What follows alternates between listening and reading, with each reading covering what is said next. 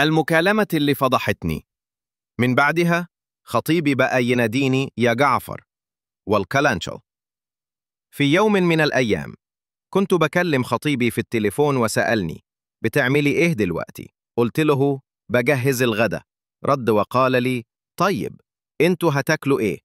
قلت له بكل براءة عاملين محشي وبشاميل وملوخية. قال لي طب خلصي وكلميني بعدين أو يكست. قفلت المكالمة؟ لا، نسيت أقفلها وحطيت الموبايل في جيبي وأنا شغالة في المطبخ. وأنا بدور على طاسة السمك صوتي خرج بشكل مش أنا خالص.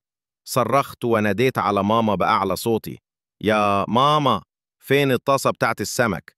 وبعدها بلحظات لقيت خطيبي بيتصل بيا وهو بيضحك وبيقول مين الكائن الفضائي اللي كان بيزعق ده؟ وبعدين انتوا عندكم غدا ولا عزومة محشي وبشاميل وملوخية وسمك كمان. experiment.